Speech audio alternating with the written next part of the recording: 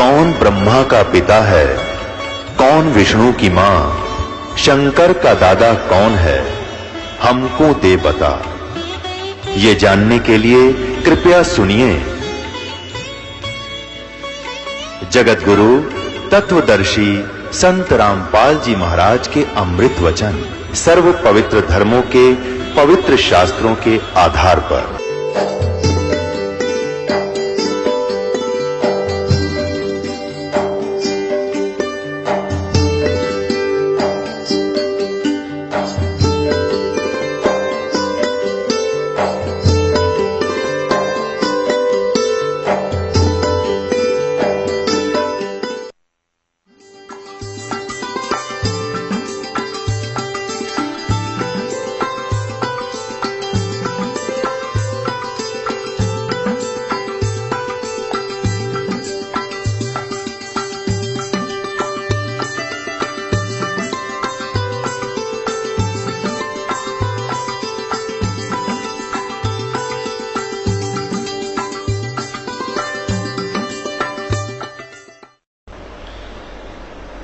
तो परमात्मा उस दिन के बाद सन 1995 में इतने 21 साल के बाद इतने पाठ हम घर घर पाठ किया करते थे, 3 दिन पाठ करते थे और 1 दिन पहले जाना पड़ता था।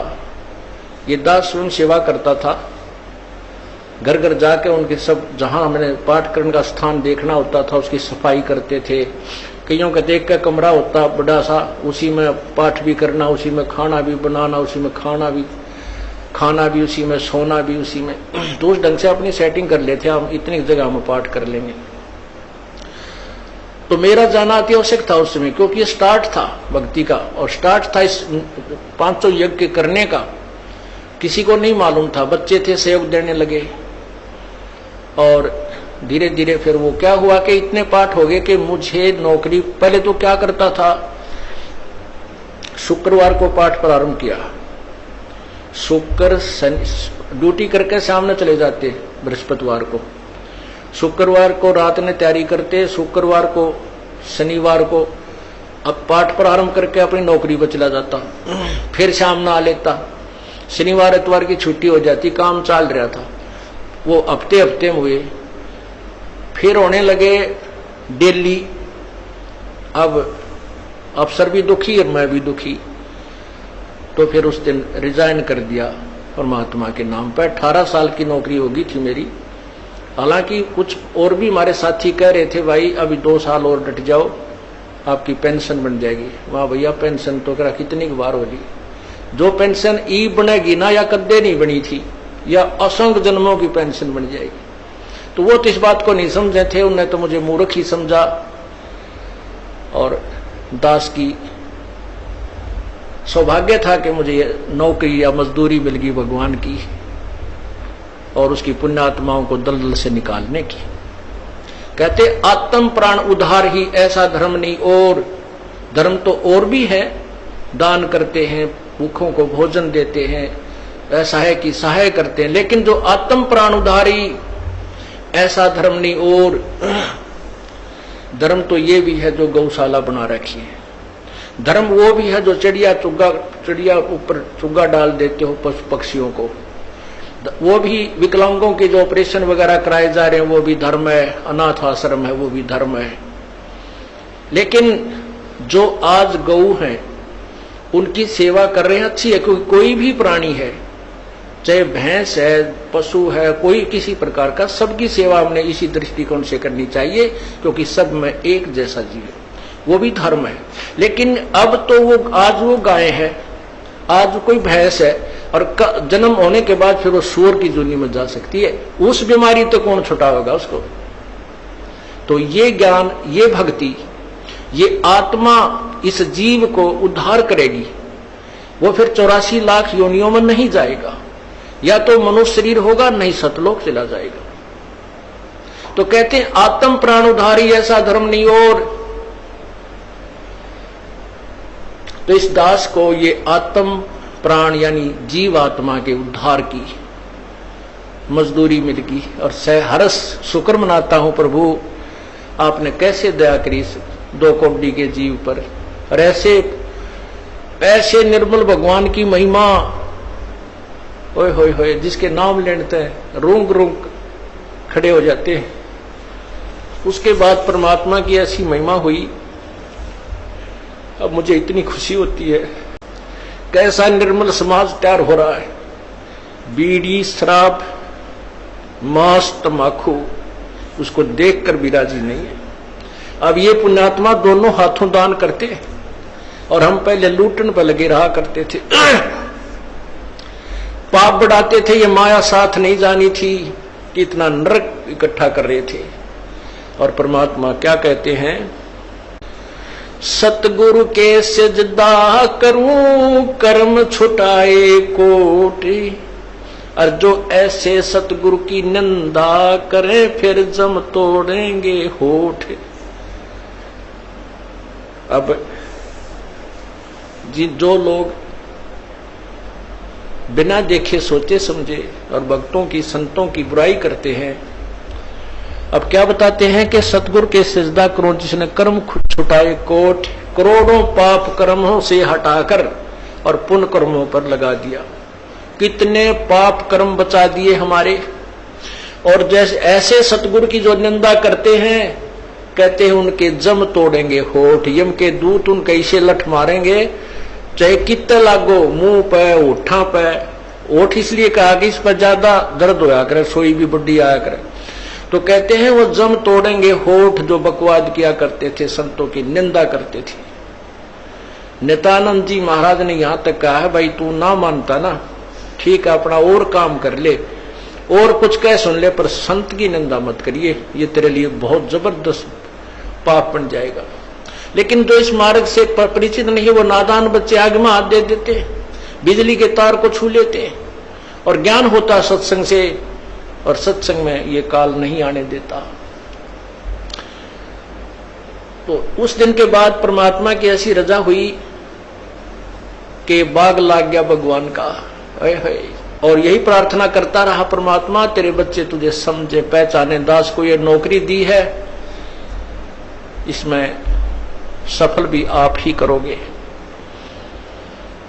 इन लोगों ने तो आपको भी नहीं बख्शा था, जब जिसमें आप यहां आए थे काशी में 120 वर्ष रहकर गए, सारा जीवन आपके पीछे पड़े रहे। उन दुष्ट आत्मा स्वार्थियों ने अपने स्वार्थ के लिए जनता को सत्य ज्ञान नहीं समझने दिया और परमात्मा को बहुत यातनाएं दी गई। अब उनकी जो यातनाओं उनके साथ जो हुए संघर्ष को देखकर इस दास का दिल डटा हुआ है कि हमारे साथ तो अभी कुछ भी ना हुआ है। जो उस परमात्मा के साथ कितना तेल के कढ़ाई में डाल दिए, कितना काट काट के घेर दिए, कितना कुएं में डाल के ऊपर तो डले ठोक दिए, और फिर भी डोके न पाए। वो तो समर्थ थे और जनता कुछ नहीं बिगाड़ सकी और ना ही उनको समझ सकी।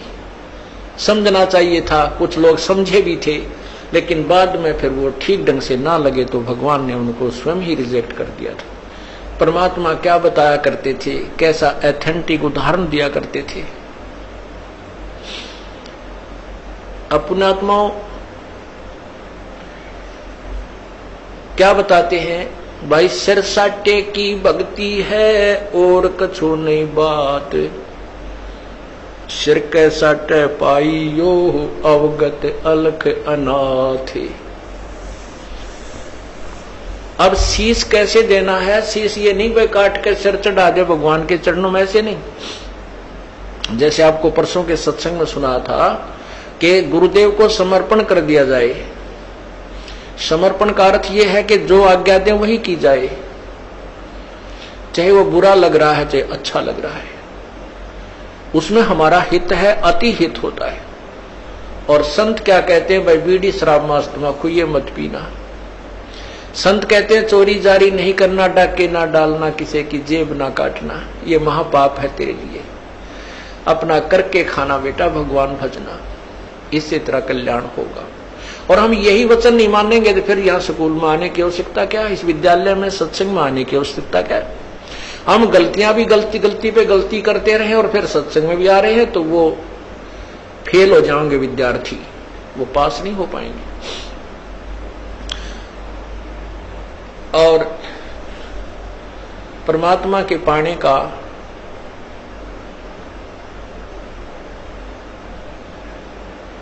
कौन सा तरीका उत्तम है? उत्तम तो अर्थ है कि जैसे आपने सुना है, कुबद कांचड़ी चढ़ी चित पे होया मनुष्य नागरे, सूझे नहीं सजन सुख सागर बिना प्रेम बैरागरे। या कुबद कांचड़ी चढ़गी चित पे तो हो रहा मनुष्य नागरे, मनुष्य के कर्म है बुरा काम नहीं करना, किसी की बाल बेटी की तरफ बुरी नजर नहीं रखा, किसी की संपत्ति की तरफ बुरी नजर नहीं रखा है, अपने जैसा दुख सभी का माने, किसी पशु का बेमतलब लठ नहीं मार दे, किसी को नाजायज तंग बिल्कुल ही तंग नहीं करना चाहिए। तो ये मनुष्य के कर्म थे, इनको छोड़कर हम अपने स्वार्थवश ना जाने दूसरे को कितना दुखी कर देते हैं। तो वो मनुष्य नहीं रहे, हम सर्प बन गए, दूसरे को विष चढ़ा रहे हैं, कोई ओछी मंदी बाणी कहकर किसी को, किसी की चोरी करके, किसी की ठगी करके, किसी की निंदा चुगली करके, लड़ाई करवा के हम नाग हो गए। और सूझे नहीं सजन बिना प्रेम बैरागरे, वो सुख सागर यानी परमात्मा, सुख सागर माने परमात्मा जो सभी सुख देने वाला है, उसकी प्राप्ति बिना प्रेम और वैराग के नहीं हो सकती। वैराग का अर्थ ये नहीं है घर त्याग का जंगल में जा बैठना, उसके बारे में परमात्मा ने बताए थे, एक नारी त्याग दीनी पांच नारी गैलवे, पाया ना द्वारा मुक्ति का सुखदेव करी बहुशैल वे। सुखदेव ऋषि मां के गर्भ से ही 12 वर्ष का होकर बाहर निकले थे, और उसको गर्भ में इतना ज्ञान था कि मैं अब जंजाल में नहीं फंसूंगा, ना शादी करवाऊंगा, और जंगल में जाकर एकांत में माया के, माता पिता भी माया है, माता पिता भाई बहन यह भी काल की माया है, क्योंकि इस विष्णु जी के गुण मोह के अनुसार हम इनमें फंस जाते हैं। हम नहीं निकल सकते थे, तड़कल मर जावा पर नहीं छूट सकते इनसे, फिर ये हमारे साथ ना रहते, ना हम इनके साथ रह पाते। तो इस तरह का ज्ञान तो उसको था। उसने मां के पेट से निकलते ही अपनी ओर नाल को भी कंधे पर डाल ली, और व्यास जी कहते हैं बेटा मुझे दर्शन दे जा, बेटा मुझे दर्शन दे जा। अरे दर्शन तक दे दे, तेरी 12 साल बाट देखी हमारा छोरा होएगा। तो दूसरी तरफ मुंह किए हुए कहता है कि व्यास जी ना जाने कितनी बार तू मेरा बेटा और मैं तेरा बाप हो लिया, ना जरा कितनी बार मैं तेरा बेटा तू मेरा बाप हो लिया। ये तो बूंदा जंजाल है, मैं ना देखूं थरे का ना कदे, मेरी भी मैं ना फंस जाऊं। फिर उसने शादी नहीं कराई, शादी भी नहीं कराई, और फिर पिछले जन्म की जो बैटरी चारत थी, आकाश में भी जाने लगा, उड़ भी जाता था, सारा कुछ करता था, लेकिन तत्व ज्ञान नहीं था। अभिमान जो का तू, जब विष्णु भगवान ने ये कहा कि जाओ राजा जनक से उपदेश ले लो, अभिमान हो गया, कट गया, ने बोला राजा जनक गृहस्थी बाई और कैसे शीश निभाऊं जाई। हम सुखदेव बोले ज्ञान विवेका, अपनी तरफ से बड़ी बुद्धि से बात करी, विवेक के साथ क्या कहता है, हमने स्त्री का मुंह भी ना देखा। यानी राजा जनक को वो घटिया मान रहा था अपने से, क्योंकि वो शादीशुदा है। इसके बारे में बताते हैं, 5 एक नारी त्याग दीनी पांच नारी गैलवे। ये काम क्रोध मोह लोभ अहंकार ये भी तो माया है त्रिगेला, इनको त्याग बेटा। जब तू त्यागी बनेगा, केवल एक स्त्री को छोड़कर भाग जाने से तो मोक्ष प्राप्ति नहीं कर सकता। अर्थात परिवार त्यागन मात्र से तेरा कल्याण नहीं है। परिवार में रहे, अपनी भक्ति कर, बच्चों को भी ला लाइन पे। जब पिताजी सत्संग में आता है तो बच्चे तो अपने आप आएंगे, उनका तो और दिल खुलेगा। अब कई बहन ज्यादातर ये परेशानी होती है उनके जीने कि हमारा पति नहीं मानता, बच्चे भी डर छुप कर कभी दाव लगा कर आते हैं, और पिता आ जाते, कहना है कि माँ भी गेल हो जाए, तो बच्चे तो अपने आप आ ही जाते हैं, जैसे रंग हम रंगेंगे रंग जाएंगे ये। तो कहते हैं ये वैराग नहीं है, वैराग है, वैराग नाम है त्याग का 5-25 माह, ये सारे शरीर में और इसी में हम रहे, इसका नाम वैराग है। कैसे है कि एक सीप बनती है, सीप में मोती बनता है, एक कीड़ा होता है, सीप एक जीव है, जैसे ये शंख आपने देखे होंगे, ये भी एक जीव से बनता है, ये ऊपर का कवर होता है, उसका शरीर होता है। ऐसी एक सीप होती है और वो खारे समुद्र में रहती है, और खारे समुद्र को वो ग्रहण नहीं करती, उस पानी को ग्रहण नहीं करती मोती बनाने के लिए। आकाश से स्वाति नक्षत्र की बूंद गिरती है और उस समय उसका मुंह खुला हुआ होता है, तो उसके मुंह में वह एक बूंद गिर जाती है, फिर वो मुंह को बंद कर लेती है और उसी समुद्र में गोते लगा रही है। तो इसी प्रकार जो संसार भगवान से दूर है वो खारा समुद्र है, और जो सीप यानी जो भक्त आत्मा परमात्मा का नाम लेकर अपना मुंह बंद कर लेती है, संसार की नहीं सुनती, उसकी बातों को अपने अंदर नहीं जाने देती, तो वो राम नाम का मोती बनाकर परिपक्व कर लेती है। तो यहां बताते हैं कि बैराग नाम है त्याग का। न्यू त्याग करना, किसी की सुननी है नहीं, कोई कम बांटा कहें जाओ भाई तुम अपने राज्य हम और भक्ति करें, ये है त्याग वास्तव में। ना किसी का बुरा माने, कोई गलत कह रहा कह ले भाई तेरी इतनी सोच है, और अपने उद्देश्य से दूर ना हो, उसे वंचित ना हो। फिर क्या बताते हैं, परमात्मा के पाने की विधि। जैसे सूरज के आगे बदरा ऐसे कर्म छयारे, प्रेम की पवन करे चत मंजन जल के तेज नयारे। ओए होए, अब वही पॉइंट आ जाता है कि सूझे नहीं सजन सुख सागर बिना प्रेम बैरागरे। जब तक हमारा प्यार हमारे हृदय में रोना अपने भगवान के प्रति नहीं जागता, तब तक हमारे बीच में कोई मैल शेष है। और उस मैल को हटाने के लिए, उस मैल को कम करने के लिए ये सत्संग रूपी, ज्ञान रूपी, पांचों यज्ञ रूपी, सुमरन, ये सभी व्यवस्था उस मैल को काटने की ही दे रखी है। ये जितना कटता जाएगा उतना प्रेम, परमात्मा में प्रेम आपका बढ़ता चला जाएगा। जैसे सूरज के आगे बदरा ऐसे कर्म छयारे, प्रेम की पवन करे चित मंजन वो झलके तेज नयारी। है जैसे सूर्य के सामने बादल आ जाते हैं और सूर्य का प्रकाश नजर नहीं आता, ऐसे आत्मा और परमात्मा के बीच में पाप कर्मों के बादल छाए हुए हैं, और प्रेम की पवन करे चितमंजन। राम नाम का वो सिमरण जो दे रखा आपको, सतनाम कहते, उसके ऊपर तो आपका चित मन लगा रहे। और प्यार की पवन जैसे हवा चलती है, बादलों को इधर उधर फेंक करके सूर्य का प्रकाश चमकने लग जाता है। प्रेम की पवन करे चितमंजन झलके तेज नयारे। वो परमात्मा आपको दृष्टिगोचर हो जाएगा, आपके जो पाप कट जाएंगे, आपके बीच में जो पाप कर्मों की द्वार, अज्ञान की द्वार है, वो हट जाएगी। अज्ञान की द्वार ज्ञान से हटेगी और पाप कर्मों की द्वार जो है वो इस सब भक्ति विधि से हट जाएगी। पुण्यात्मा एक अंधा था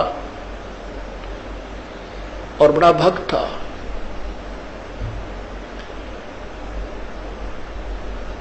बड़ी साधना करा करता था। एक बार उसको दस्त लग गए, पेचिस लग गए, उसको लूज मोशन हो गए। और लूज मोशन इतने हो गए, उम्र भी उसकी अच्छी हो गई थी, 60-70 के आसपास।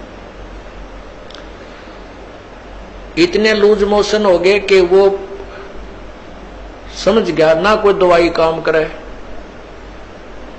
तो उसको पता लग गया कि अब तेरा जाने का टाइम आ गया है, अब नहीं रह पाएगा। इस दृष्टिकोण से उसने सोचा यहां क्यों दुखी करा, कोई एक आधा व्यक्ति टूटा फूटा हुआ है, यो को कपड़े धोने में लग गया रहा है। तो उसने सोचा कि जंगल में जाकर के इस शरीर को त्याग दूंगा, वहीं मर जाऊंगा, 1-2 दिन में भूखा प्यासा, दस्त लगी रहे हैं, खत्म हो जाऊंगा, और वहां इस 100 को कोई पशु पक्षी खा पी लेंगे, उसको उनका उद्धार हो जाएगा। इस दृष्टिकोण से वो महात्मा जंगल में बहुत गहरा चला गया, बहुत गहरा, और मेन रास्ते से भी हटकर जानबूझकर ऐसे सर्प तरफ निकल गया, नो लाठी गेला लालू का कुत्ती जंगल के बीच में, वहां कहीं आसपास कुछ भी को नहीं। वहां जाकर बैठ गया। अब वो बैठा था, थोड़ी सी देर हुई थी, इतने में एक बालक आया 5-7 साल का, वर्ष का। उसने कोई आधा घंटा होया होगा बैठे ने। वो कहने लगा, बाबा आपको लगता है आप बीमार हो?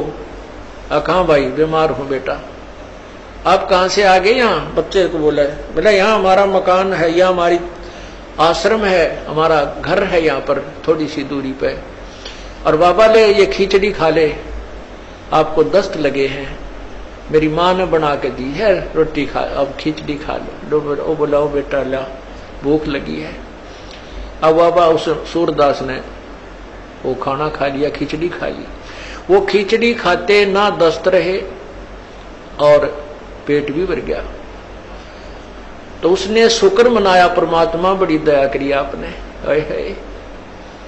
हे परमात्मा आप यहां भी साथ है। देख कितना छोटा आदमी को यहीं पर आपके बच्चों ने मेरी सेवा कर दी। ये सोच के अग भाई चल, भगवान की है रजा है, और जीवन देंगे तो इसका भजन करेंगे, ठाओगे तो चल इसके लोक में जाओगे, हमारे दोनों हाथों में लड्डू हैं। तो इतने में कुछ देर में वहां उस लीला परमात्मा की ये भेड़ बकरियां वाले आ गए और उनकी एक भेड़ बकरी की तरह लगी। उसने ढूंढते ढूंढते उस घोर जंगल में पहुंच गए।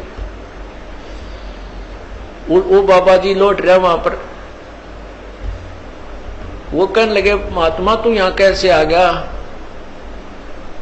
वो बोला, भाई आ गया, मैं ऐसे ऐसे बीमार था और यहाँ एक भगवान आत्मा का घर है, उसने बिरनी की ऐसी दया करी, कोई खिचड़ी सी बना कर दी, मैं ठीक हो गया, मेरे दस्त लाग रहे थे। वो गडरिये जो थे वो उसके मुंह का ना देखे महात्मा, उस सूरदास के मुंह की तरफ कि क्या कह रहे हो, यहाँ कौन है, किसका घर है।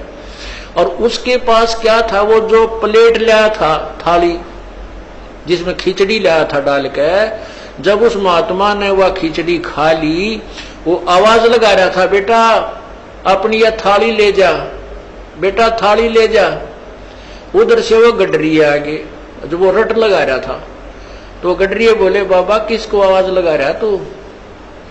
बोला, भाई यहाँ कोई एक घर है और उन्होंने ये खिचड़ी बना के भेजी थी, बेटा उनकी थाली, वो बालक था ना, ले गया होगा थाली, यह थाली को उनको ले जाएंगे अपनी।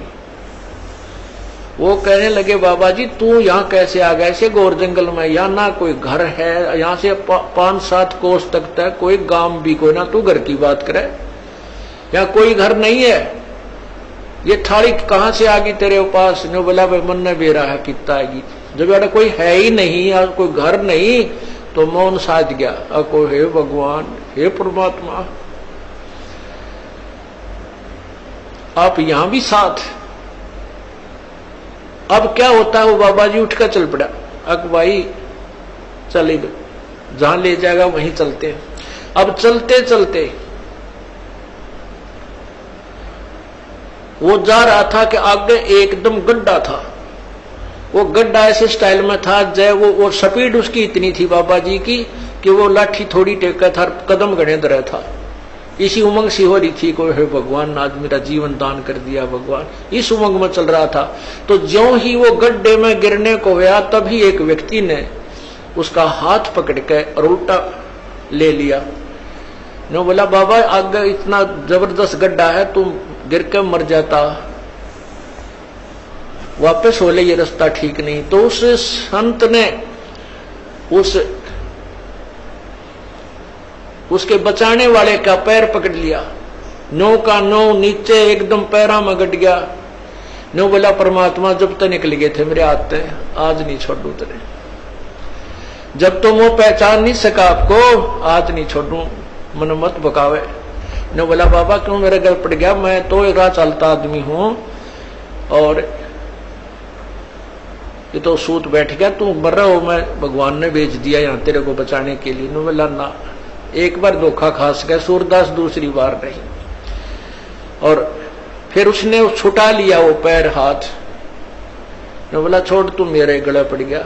जब वो कहता है, कहने लगा, कोई बात नहीं, तू सारी सृष्टि का मालिक है, और मैं बोधा जीव तेरा मेरा के मुकाबला है कि मैं तुझे पकड़ सकूं, लेकिन सूरदास के दिल ते निकल जा जब देखूं किसा बलवान तू। ने बोला हीना जान के कमजोर निर्बल जानो और पैर छुटा गया है, अति बलवान तू है, सर्वशक्तिमान तू, लेकिन सूरदास के दिल ते निकल जा जब जानू किसा बलवान तू। कहते हैं उसी समय उसके दिव्य भी वो दृष्टि भी खुल गई और भगवान ने सामने दर्शन दिए, जिस भी रूप में वो पूजा कर रहा था। अब देखो पुण्यात्माओं, परमात्मा पूर्ण ब्रह्म कबीर परमेश्वर, इस भक्ति काल तक इस जीव को लाने के लिए, भक्ति की आस्था बनाए रखने के लिए सोचल छिद्र करता है। नरसिंह जी का भात किसने भरा था? नरसिंह जी की हुंडी किसने ली थी? ये तो तत्व ज्ञान सुन जाओगा इस अंधेरे ने।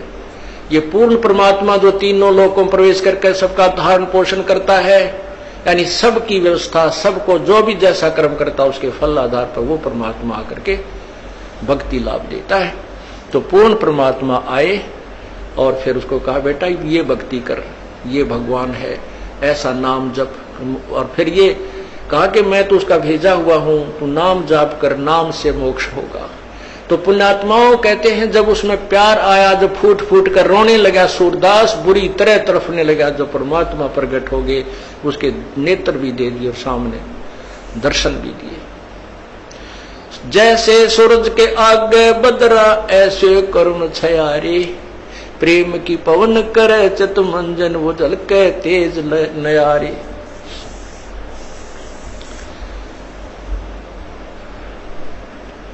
कहते हैं बिना प्रेम पावे नहीं चे करोड़ समाधि ला। और इस प्यार को जागृत करने के लिए, इस प्यार को आप परमात्मा के प्रति बढ़ाने के लिए आपका जो ट्रीटमेंट चल रहा है, ये सारा जो उपचार है परमात्मा में प्यार बढ़ाने का। जितना भी प्यार आपका भगवान में बढ़ जाएगा, उसके बाद आपको संसार में उस मालिक के अतिरिक्त कोई नजर नहीं आएगा। और वो मालिक कैसा है, कौन है, उसको नहीं जानते। इसलिए परमात्मा ने यही कहा है कि मम संत मुझे जान मेरा ही स्वरूपम। मेरे संत को मेरा ही रूप मान लेना, मैं मुझे ही मान लेना। जैसे गुरु भगवान नहीं है, गुरु तो भगवान को मिलाने का, प्राप्त करवाने का एक मीडिया है, लेकिन वो पूर्ण परमात्मा का कृपा पात्र है। उसको परमात्मा को पाने के लिए हमारे को गुरु जी को भगवान मानना पड़ेगा। और भगवान मान के वो रिहर्सल करनी है, हमने वो प्रैक्टिकल करना है कि जब हम पूर्ण परमात्मा के सामना होगा कहीं वहां कोई गलती ना बन जावे। यही जो गलतियां हो लें अपनी सुधारना, और फिर अंत में ये पक्के हो जावा कि यह गलती फिर आगे नहीं होनी चाहिए। अब जैसे आप शरीर छोड़ोगे, जो भक्ति नहीं कर रहे उनके साथ तो वह ब्रान माटी होगी, यम के दूध देखते कालजा पाटेगा उनका। और आपको परमात्मा स्वयं इस दास के रूप में खड़ा पाओगा, क्योंकि आप मुझे पहचानते हो, मेरी शक्ल को पहचानते हो। भगवान आपको वहां मिलेगा और आपको साथ लेकर के ऊपर जाएगा। तो आपको ऐसा लगेगा जैसे सत्संग में जा रहे हैं। वहां पर भी ऐसे ही मेले भरे होंगे, परमात्मा की लीला होगी, और वहां फिर तुम कोई गलती कर दोगे, क्योंकि यहां परमात्मा बहुत समय तक आपको फिर रखता है। इस 21वें ब्रह्मांड में एक, यहाँ इस एक ब्रह्मांड में अलग स्थान है परमात्मा, वहां भी आपकी पूरी ट्रेनिंग लेगा। और वहां फिर ऐसे जैसे सत्संग में आते हो, यहाँ भी इधर उधर का कोई गलती कर दोगे तो ये तो एक प्रैक्टिकल हो रहा है, और वहां हो जाएगा ओरिजिनल एग्जाम आपका, तो वहां से फिर पटकने पड़ोगे यहीं पर। उसमें इतना सुख जरूर हो जाएगा कि कई सैकड़ों मनुष्य जन्म में मिल सकते हैं, पार नहीं हो सकते। तो इसलिए यहां जो आप आते हो, तो जब यो दास है आपका, वो परमात्मा ने भेज रखा है, तो उसके लिए कहते हैं मम संत, मेरे संत को मेरा ही स्वरूप मानिए। मम संत मुझे जान मेरा ही स्वरूपम। अब जैसे परमात्मा गुरु के बिना नहीं मिले, और कहते हैं गुरु जी भगवान है। परमात्मा खुद कहते हैं गुरु मानुष कर जानते ते नरकिये अंधे, ओवे दुखी संसार में आ गए यम के फंदे। अब गुरु गोविंद कर जानियो, गुरु जी को भगवान मानकर चलियो और रहियो शब्द समाए, वचन में, वचन के अंदर चलना, उसके आज्ञा का पालन करते रहना।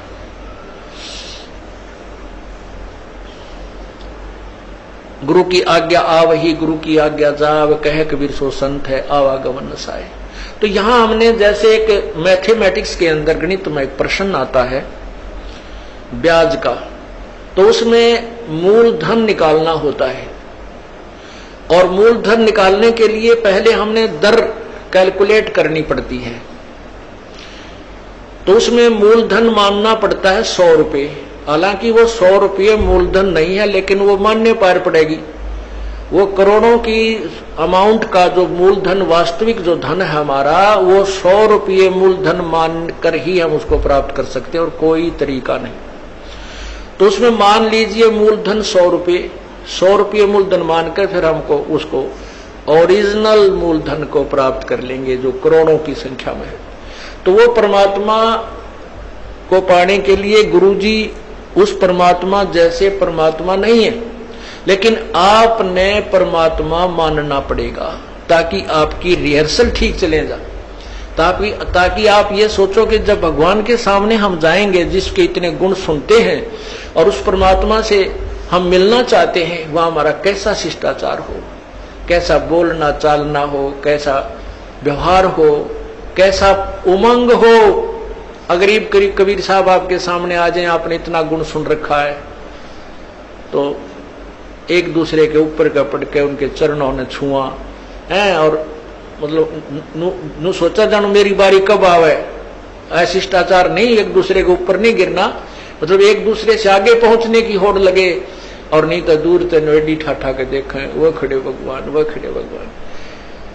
और यही उमंग आपकी इस दास को जब देखें, ये आप पर बन जाएगी। यू ज्ञान ऐसा है कि आपको फिर कुछ भी दिखाई नहीं देगा, यू दास दिखाई देगा और तब आपका प्रेम परमात्मा में दृढ़ बन जाएगा। आपकी यहां जो भी है, ठीक है, संतान संपत्ति जो भी है वो आपको अस्थायी नजर आएगी और हम यहां अपना कर्तव्य करने आए हैं, ये भी पूरा करना है। तो इस प्रकार जैसे हम माता पिता की, जैसे बच्चों की परवरिश करते हैं माता पिता बचपन से, कितने प्यारे लगते हैं छोटे छोटे बच्चे, और उनको अब आप वो भूखे रह जाते हैं, बच्चों को उत्तम आहार कराते हैं, उत्तम अच्छे कपड़े पहनाते हैं, और जब वो बड़े हो जाते हैं, ब्याह शादियां हो जाती है, तो माता पिता उनसे उतना ही प्यार चाहते हैं जितना वो बचपन में दिया करते थे। अब हम उतना प्यार उनको नहीं दे पाते, ये भी हम पाप कमा लेते हैं। बूढ़े आदमी ने कुछ नहीं चाहिए, सारे शौक खत्म हो जाते हैं उसके बुढ़ापे में, और हमारे भक्त बीड़ी शराब मांस तंबाकू को मुंह त्याग देते हैं तो बिल्कुल नहीं छूते, वो केवल प्यार के भूखे होते हैं। बुजुर्ग आदमी को, माता पिता को, दादा दादी को, बाहर से आते हो या सुबह उठते हो, सत्साहेब बोले और प्यार तेनो बाहर से भी आते हो, चाहे आपका किसा मूड ऑफ है, अपने माता पिता से कहे माँ ठीक हो, पिताजी ठीक हो, उनका आड़े गदगद आत्मा हो जाती है। और पिताजी बोला छोरा मुंह चुड़ाओ करनो चल पड़े, तो उसकी दूना रोना बढ़ जाता है।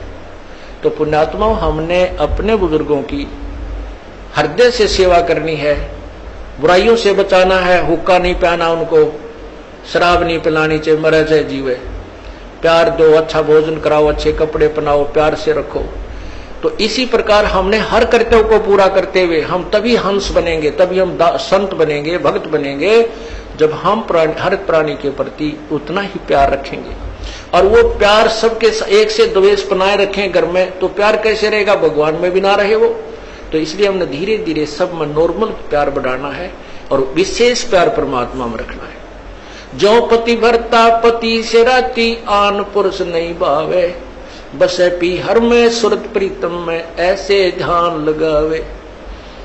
जैसे लड़की अपने घर चली जाती है शादी के उपरांत, तो उसका विशेष लगाव अपने पति में हो जाता है, बहुत लगाव हो जाता है, और वो एक पल भी उसे नहीं भूल पाती है। लेकिन किसी को सो भी नहीं करती है, माता पिता को भी प्यार देती है, भाई बहन को भी, और अपना काम भी करती रहती है। लेकिन जो विशेष कसक उसके अपने पति में होती है, पतिव्रता स्त्री की, कहते हैं ऐसे ही हम यहाँ इस संसार में रहेंगे अपने परिवार में, ये हमारा मायका समझो, और हमने ससुराल चलना है अपने पति परमात्मा कबीर परमेश्वर को ऐसे पल पल में याद रखना है। जो पतिव्रता पति से राती आन पुरुष नहीं भावे, बस पी हर में सुरत प्रीतम में नो कोई ध्यान लगावे। वो क्योंकि यहाँ हम खेचातानी नहीं रखेंगे, यहाँ भी प्यार, इनके लेवल का प्यार, यहाँ भाई के लेवल का, बाण के लेवल का, जेठ के लेवल का, जेठानी के लेवल का, ये भी इनको श्रद्धा सत्कार देना है। लेकिन विशेष कसक अपने परमात्मा में रहनी चाहिए, वो विशेष प्यार वो हमें आगे ले चलेगा। और यहां हम आपस में लड़ाई झगड़ा रखेंगे तो भी भगवान को पसंद नहीं। जैसे एक लड़की अपने एक सह परिवार में रहती है, जेठ भी है, जेठानी भी है, देवर है, देवरानी है, ननंद है, सास है, ससुर है, पितश्रे है, तो इस तरह हम फिर वो लड़की इतनी शिष्टाचार में रहनी चाहिए। अपने पति से तो प्यार है ही है, वो तो बिल्कुल उसमें को नो डाउट, क्योंकि उसका और उसका आजीवन का संबंध है। और लेकिन अन्य परिवार के सदस्यों से भी उसने मनमुटाव नहीं रखना चाहिए। जैसे जिसका सत्कार जो ड्यू करता है, उनको डिजर्व करता है, अवश्य देना चाहिए, नहीं तो वह पतिव्रता नहीं कलियारी हो जाएगी। फिर अगर वो प्यार नहीं देगी, वो शिष्टाचार नहीं रखेगी, आदर सत्कार प्रेम से नहीं बोलेगी, तो घर में आग लग जाएगी, तो ना भक्ति बने ना कोई और बने। तो इस प्रकार हमने हर दृष्टिकोण से अपने जीवन को नरक ना बना करके यहाँ का स्वर्ग तो हमने घर बना लेना चाहिए, और सतलोक में अपने चल पड़ेंगे, वहां जाकर सुख सारा मिल ही जाएगा।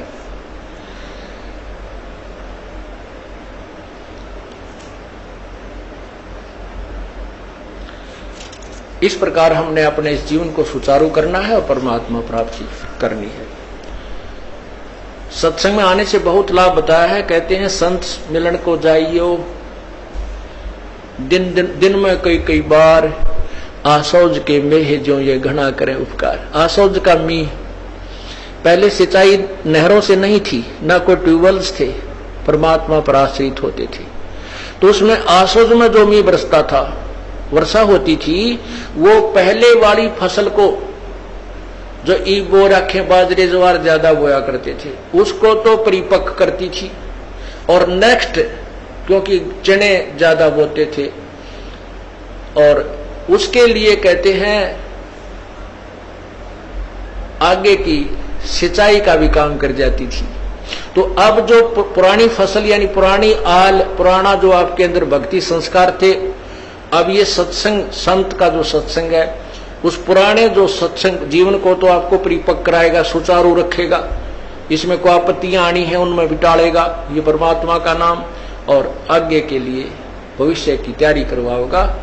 इसलिए कहते हैं संत मिलन को जाइयो, दिन में कई बार, आसौज के मेह जो ये घना करे उपकार। तो पुण्यात्माओं, सत्संग आने से आपका उद्धार होगा। आप भी आवे और भी जहां तक पार बसाओ सबको समझाने की चेष्टा करें, और सच्चाई से परिचित कराना हमारा फर्ज बनता है। हम किसी के मित्र हैं और उस मित्र को इस मार्ग पर नहीं ला सकते हैं, तो उस मित्र से मित्रता मत रखिए। वो मित्र तेरी जान का झाड़ बन जाएगा और आपको ले डूबेगा। ऐसे बहुत से भक्त हमें मिले, फिर वो आखिर में उन्होंने ये बात स्वीकार करनी पड़ी, या तो वो मित्र ही भक्त बन गया नहीं, वो मित्रता नहीं रही, औपचारिकता रहेगी, हृदय से मित्रता नहीं रही। अब मित्र तो हमारा एक ही है, कबीर परमात्मा। अगर हम उससे मित्रता करेंगे, तुमेव बंधु च सखा तुमेव, तुमेव माता च पिता तुमेव, तुमेव बंधु च सखा तुमेव,